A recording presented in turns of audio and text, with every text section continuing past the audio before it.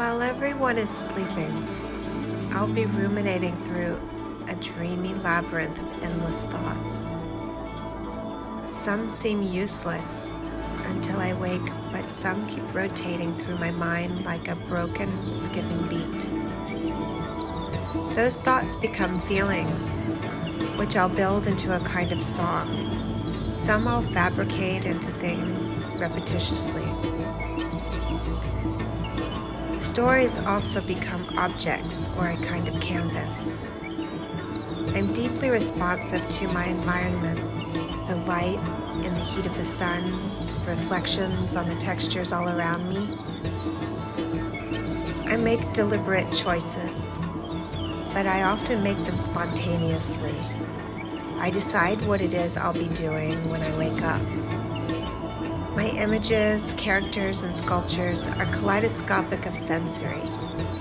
They're speaking to each other with visible interactions such as color, repetition, and ritual.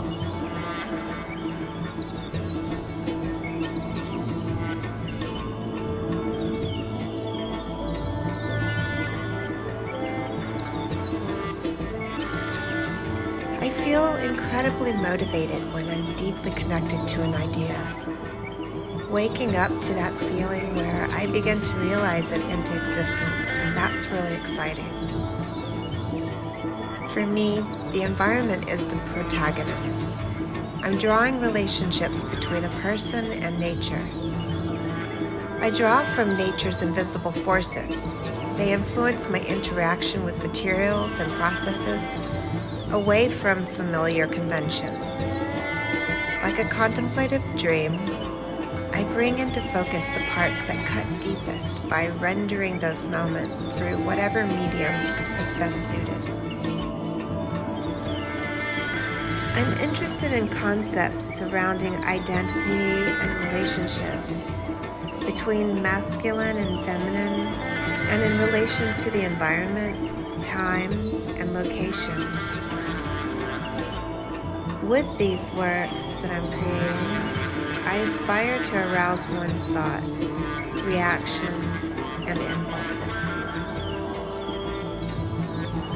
I work at a pace that's responsive to the environment. I move between spaces and places, each holding its own value, driving time from an intensively slow pace to that of an accelerated one. I respond to these places with a preferred momentum. Sometimes I avoid locations in order to preserve a sensation which is deeply rooted to certain dreams. I'm attracted to the process of making works. It's where I reveal myself, where I feel a freedom from inhibition, where I capture and capsule my emotions that later may be experienced by others.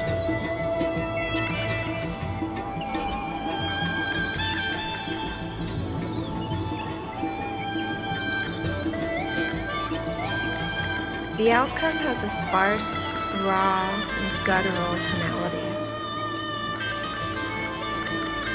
I want to make something sacred, free, a new perspective, said Alejandro Jodorowsky. Surrounding myself in nature, I've found creative freedom, and in these environments, I can work unapologetically.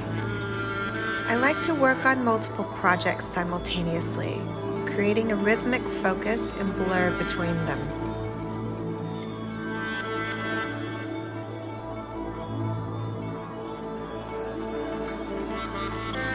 I liken the way I work to throwing myself off of a cliff over and over again. The free fall is where ideas are synthesized best.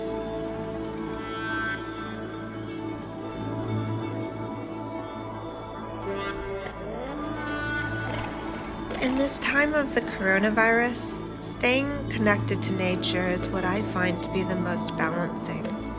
Ideally, we can collectively take inventory of our actions against nature.